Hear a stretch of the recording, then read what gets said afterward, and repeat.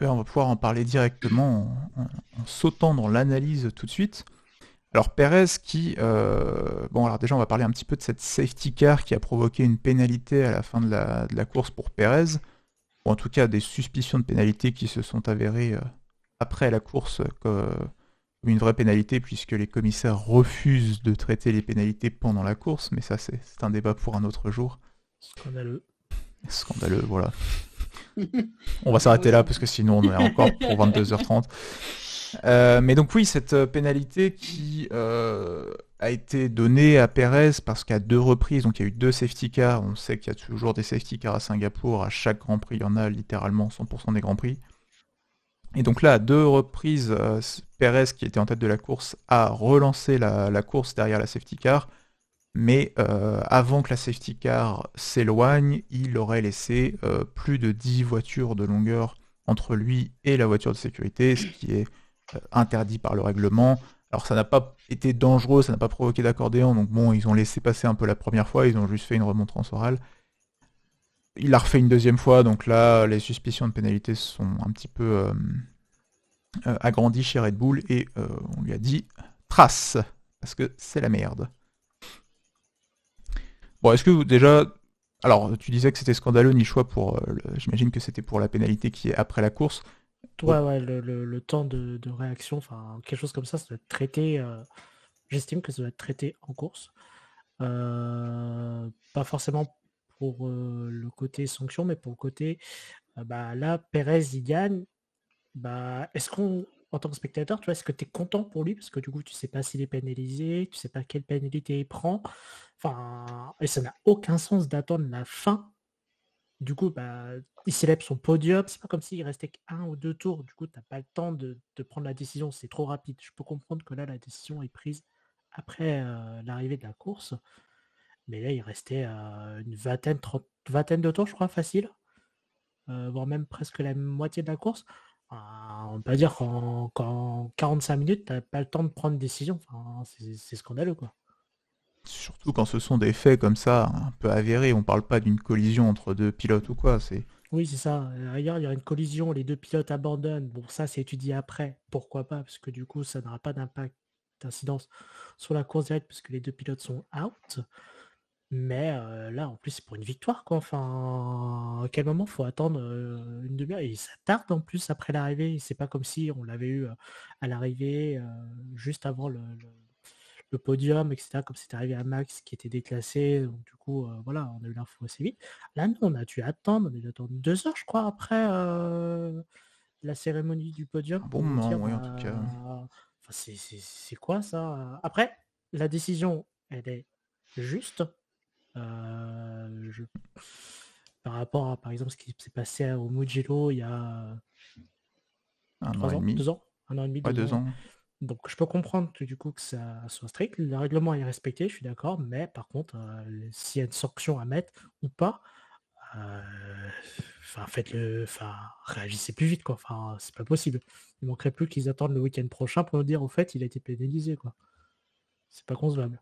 Ouais, surtout qu'après, on voit dans les réseaux sociaux, breaking news, Perez conserve sa victoire. Ouais, bah super les gars, c'est cool comme Mais du coup, nouvelle. c'est oui, ça. C'est Donc du pas coup, une on sait breaking même news. pas. Ouais, ça. Mais du coup, on sait même pas s'il a été Ouais. sanctionné ou quoi. Enfin, Bah il a été zéro sectionné info. de ce Oui, 5. mais du coup, quand ils disent Mm. ils gardent Ah sa oui, victoire, tu oui, sais même oui, il pas. faut lire les détails de machin pour Voilà, c'est savoir. ça. Non, non, c'est inadmissible. C'est relou. Hello J'estime que Donut. c'est inadmissible.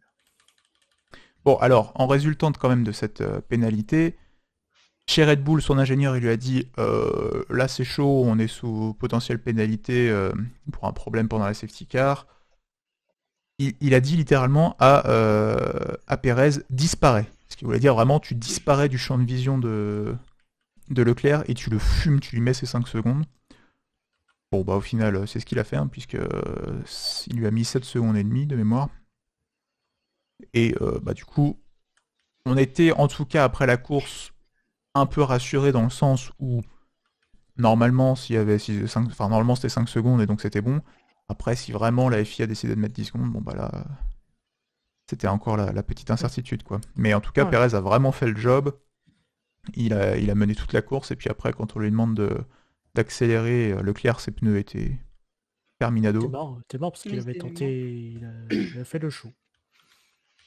Il a essayé de faire le spectacle et bah c'est plus, t'es mort. Hein.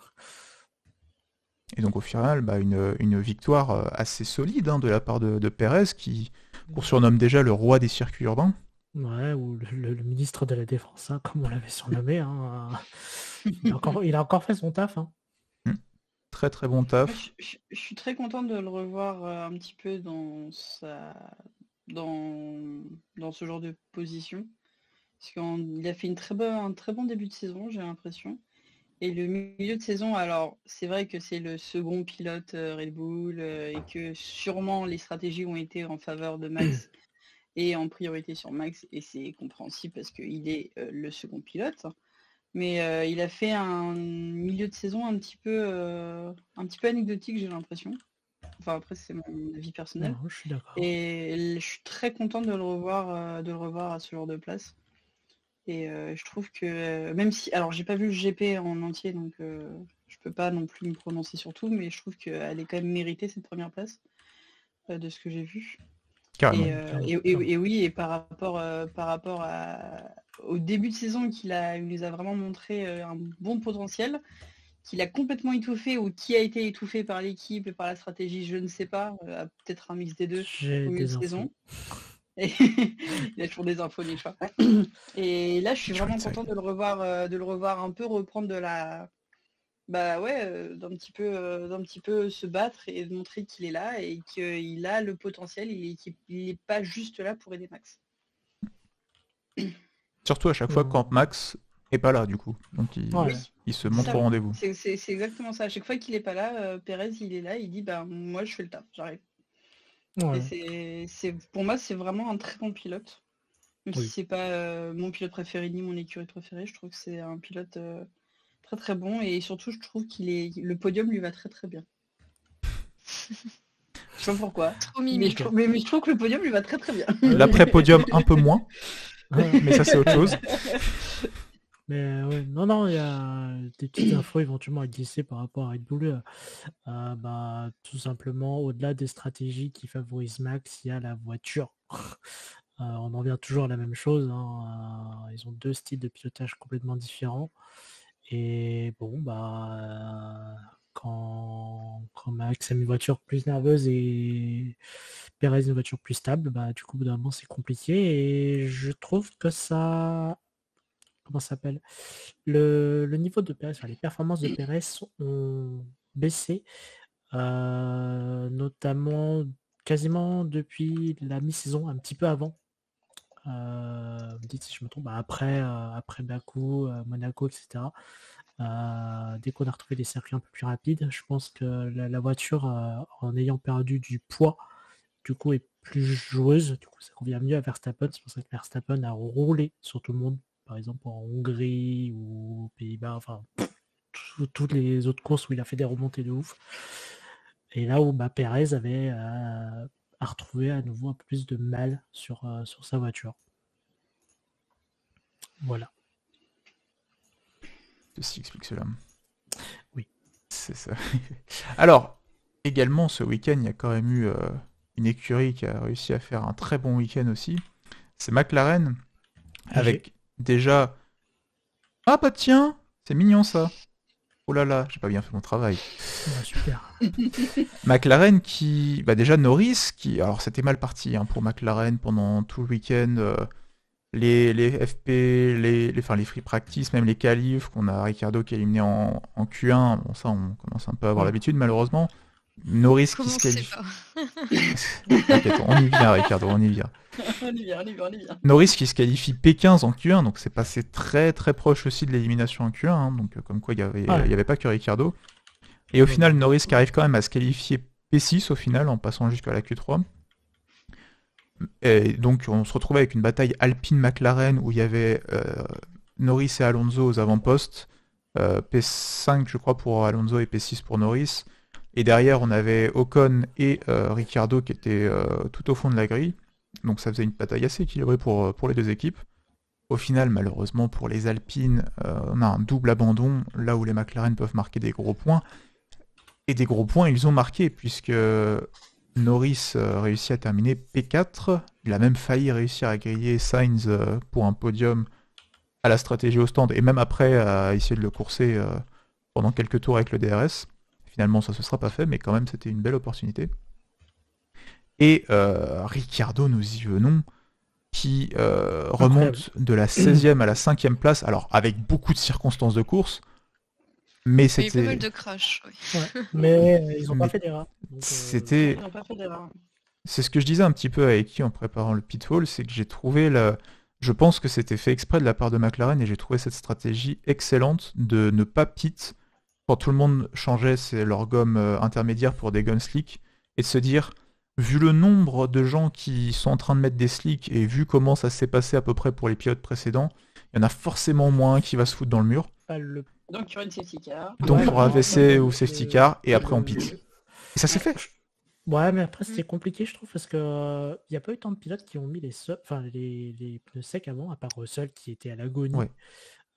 Et après, du coup, la safety car a lancé tout le monde. Donc en fait, il n'y avait pas trop de. Ça avait commencé, il y a une vague, mais il n'y avait pas trop. Je pense que c'était risqué.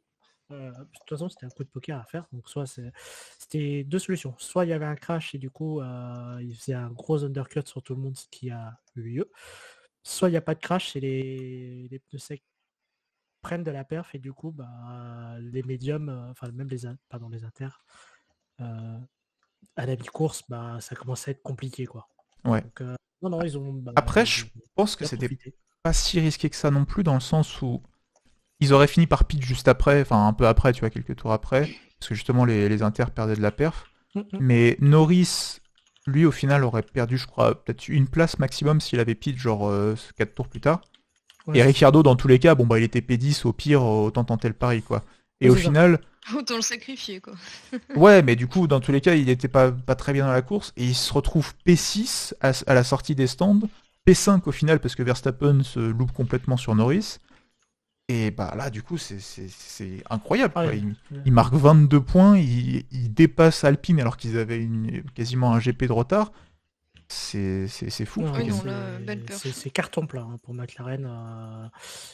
Une équipe qui devait scorer des points pour assurer, se met au fond. Et Très beau du switch. coup, McLaren qui profite, non, en vrai, ils ont bien joué. Franchement, très, très content. Vraiment très content. Et surtout pour Ricciardo, du coup, par rapport à ces malheurs qu'il a eu à Monza, je trouve que c'est. Vraiment, ça fait plaisir. Ne remue pas le couteau dans la plaie. Je ne. Non. Comme il est fait pour mettre en avant. On est dans le positif ce soir, pour une fois. Voilà, on parle de positif là.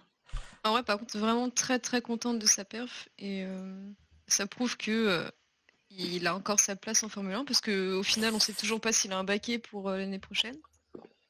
Donc j'espère que ça va faire bouger les choses. On va y aller doucement parce que. Alors, je ne veux pas Je être pense qu'il y défaitiste, aura un an mais, de pause. Ouais, On sinon, a ça dit va faire vraiment positif, peine, hein. les gars, Voilà. positif. Ouais, Donc on change de sujet, hein alors. Oui, parce que bon, D'accord, d'accord, super. Merci, Iki. comme on a remarqué, il a quand même marqué un tiers de ses points ce week-end. Donc voilà, faut pas non plus trop Vous avez pousser, quoi. de me Mais pousser non, à la mais déprime ce soir. Mais on était contents justement, il a fait P6, Ça a P5. commencé, c'est toi qui as commencé. J'avoue, C'est toi qui Je commences à parler de la saison prochaine là aussi, à amener les sujets qui fâchent. Il n'y a pas de 2023.